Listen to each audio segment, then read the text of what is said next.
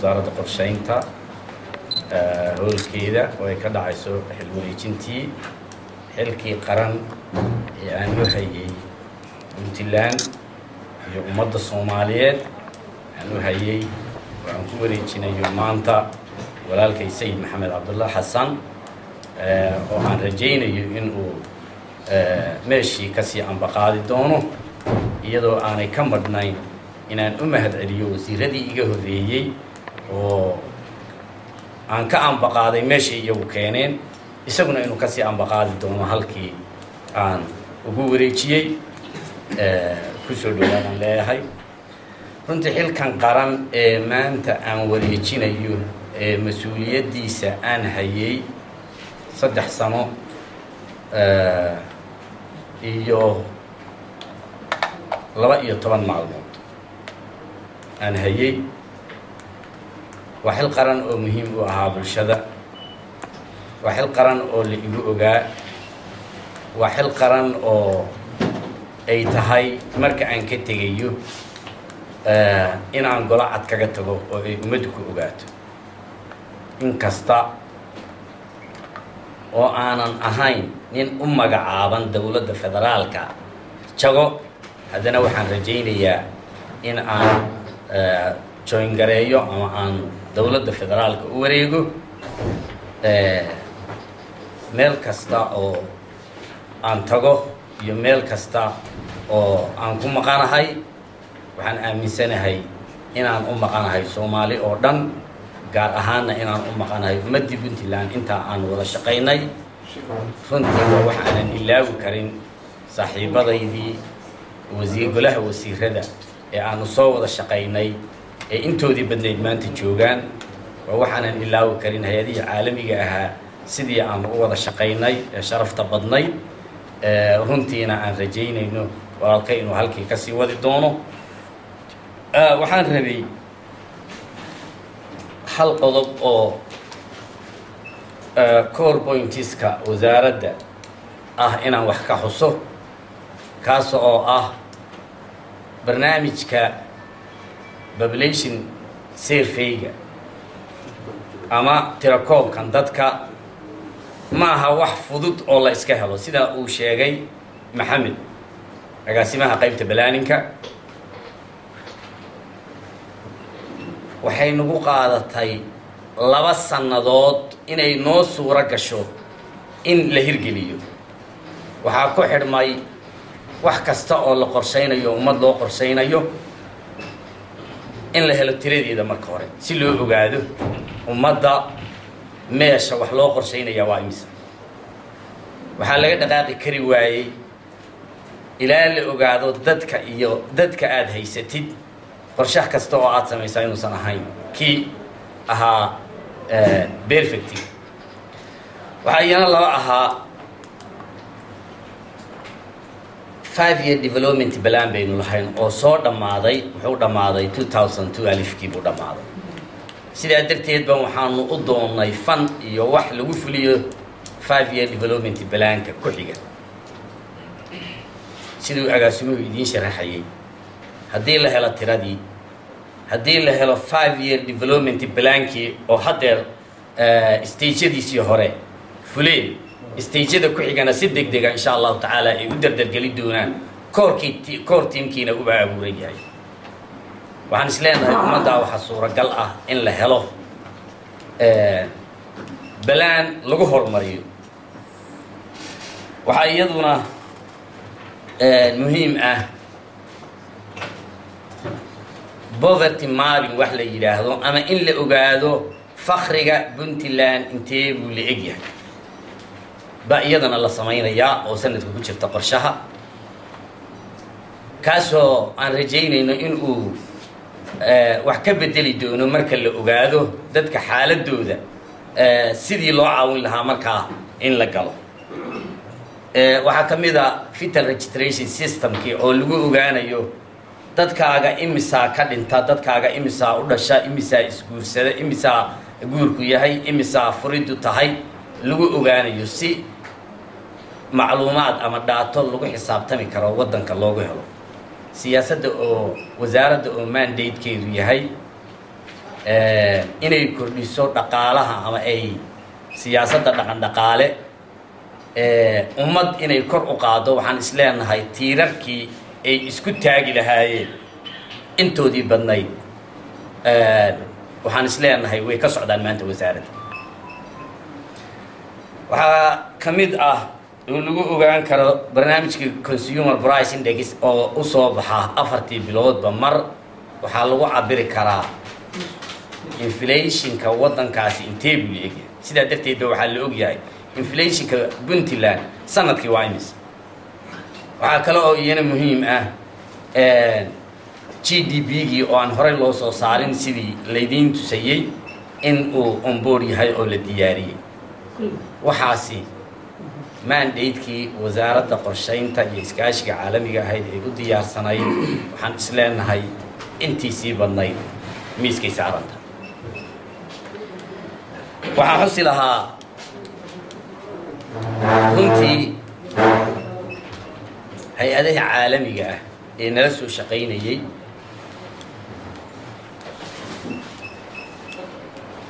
waxaa la sameeyey barnaamijkii review-ga ahaa ama dib u eegista oo ahaa ujeeddada dhan ee laga lahaa waxa weeye boqolkiiba imisaa wixii qorshaysnaa fulay imisaa fulay iyo maxay u fuli waayeen waxaan filayaa inay maanta gacanta ku hayaan technical team hay-ad kasta waxaa loo sameeyey hay-adaha ABCD hay-ad waliba levelka ay tahay sidaa darteed reportkeeda waxaa loogu tegayaa wasaaradda waxaan waxaa u xusayaa mandate-ka wasaaraddu wixii uu u xil saarnaa weeye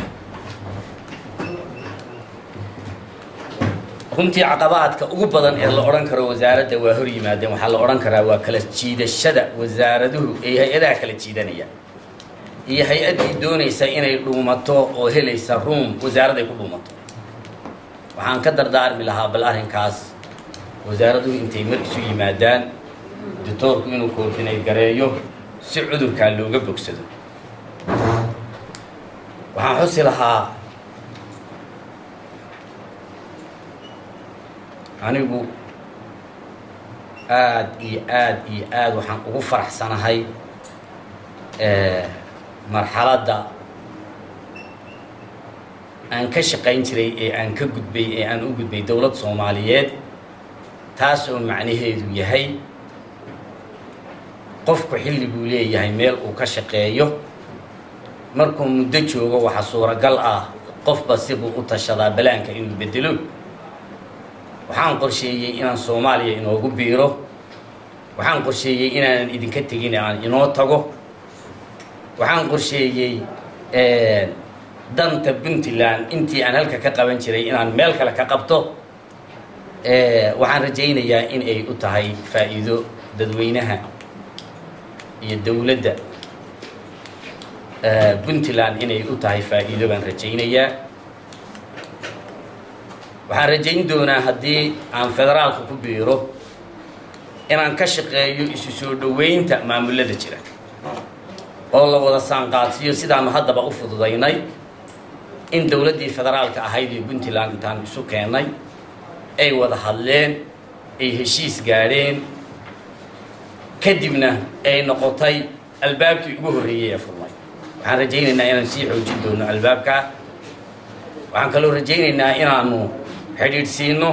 oo aan isu soo dhaweyno maamulka samaysmaya ee Kismaayo iyo dawladda sidoo kale inaan isu soo dhaweyno waxay ujeedadu tahay Soomaalidu hal jid weeye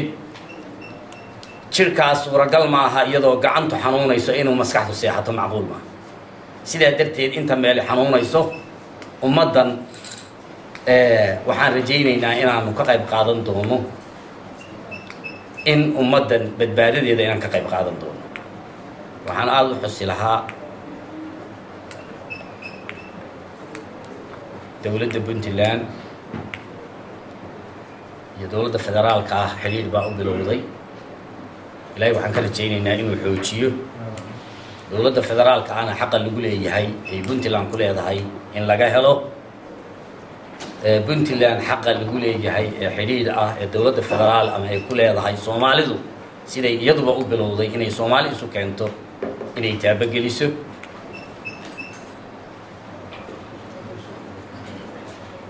waxaan ku adkayn lahaa carab Puntland waa hooyo Puntland wada shaqaynta dhexdeeda ahi waxaan isleeyahay waxay ka muhiimsan tahay shay kasta marka Puntland level leeyahay waxaan u socdaa ninkii jaga ka doonaya Puntland ninkii dhaqaale ka doonaya ninkii sharaf ka doonaya wuxuu ka dooni karaa hadday nooshahay soo sidaa ma hadday nooshahay buu ka dooni karaa waxaan dardaarmayaa isimo dadweyne dad dhalinyaro ah ganacsato mucaarad dawladda laftigeeda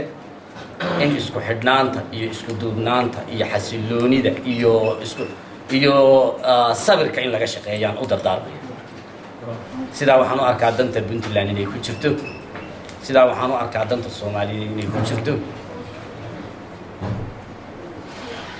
waxaan rajaynayaa haddii ay dhacdo sidaa in ay Puntland marxaladan ay ka gudubtay ee siyaasiga ah ee xisbiye ay u gudubtay looga wada shaqeeyo waxaan rajaynayaa inay horumar la taaban karo ay ku higsan karto ninka dhalinyarada ah role buu ku leeyahay inuu qaataa looga baahan yahay ganacsatada role bay ku leedahay inay qaadataa looga baahan yahay ismku role buu ku leeyahay inuu qaataa looga baahan yahay markaasaa dawladdu wax qaban karaysa waxaan rabaa inaan u mahadceliyo hay-adihii caalamiga ahaa ee aanu soo wada shaqayn jirnay ee sida sharafta leh u soo wada shaqayn jirnay waxaan rajaynayaa inaan ku wareejiyo walaalkay Sayid waxaan rajaynayaa inaan isku xidhi doono meel kasta oo aan joogo maadaama ayaan aad isu aqoon inta aan joogana miitinada kala qayb gali doono waxaan rajaynayaa hay-adaha laftigooda run ahaantii shaqo aad u badan bay dalka u qabteen waxay mudan yihiin in lagu ixtiraamo waxay mudan yihiin in lagu tixgeliyo walaalkay Sayid oo la wareegay hoggaanka wasaaradda oo la oran karo wuxuu yahay hoggaanka wasaaradaha waxaan aad idinku bishaaraynayaa hay'adaha caalamiga haddaad tihiin inta anigu aan ka bartay in uu kordhin doono waxaanan anigu kordhin inuu kordhin doono waxaan rabaa inaan mar kale u mahadceliyo dawladda Puntland oo dhammaystiran oo aan ka mid ahay xataa haddii aan xilka wareejiyey waxaan rabaa inaan ka bilaabo madaxweynaha oo mudan siyaasaddan aan kor ugu baxay ee aan federaal ka qayb galay waxaa la odhan karaa isagaa aabe u ah maadaama uu ahaa ciddii siyaasadda aniga igu soo biirisay xaq buu u leeyahay in lagu ixtiraamo iyo in lagu tixgeliyo iyo in lagu ammaano intaba aniga dhinacay waxaan rabaa inaan u mahadceliyo wasiirada oo runtii si aad iyo aad muhiima iila shaqeeyey garabkaygana istaagay aanna odhan karo waxay haddii ayan iyagu shaqada ila qaban ma aanan u guteen sida ay haddeer tahay waxaan rabaa inaan u mahadceliyo tiimkaygii wasaaradda waxaan ugu mahadcelinayaa shaqada aan go-aan qabtay ma aan qaban oday kor uun wax ka gaydhgareeya ama tilmaama ama inta waxay iyagu soo diyaariyeen yidhaahdo sidee u qabanaa uun baan ahaa waa waxay iyagu qabteen waa waxay iyagu ku dhidideen aad waxay mudan yihiin inaan mahadceliyo aad iyo aad baan idinku mahadcelinayaa tiimkaygii waxaan ballan qaadayaa meel kasta oo aan tago inaanan hilmaami doonin wixii saboorti ama caama ama personalna inaan diyaar u noqon doono runtii waa team ninka ka mid noqdaa baan sayid ugu bishaarayn doonaa waa team ninka ka mid noqdaa oo aad u jeclaysan doono sidii wasiiradii iga horreeyey ay u tilmaameen waxaan rabaa inaan ku gebagabeeyo mahadcelintayda shacabka Puntland oo runtii markii xafladiisa guutinta maalintii dhaweyto ay idaacadaha ka maqleen iyo telefishinada ay sababtay telefonkuba in uu saacad kaliya baytari ahayn waayo waxaan u malaynayaa 2 daqiiqo oo isku xigta oo telefonku uu firaaqa yahay maan arag sidaa darteed waxay mudan yihiin haddaan moodayo sidaas inaan shacbiyad badan u leeyahay si kale aan u fikiraya aad iyo aad baan ugu mahadcelinayaa shacabka Puntland run ahaantii runtii waxaan xusayaa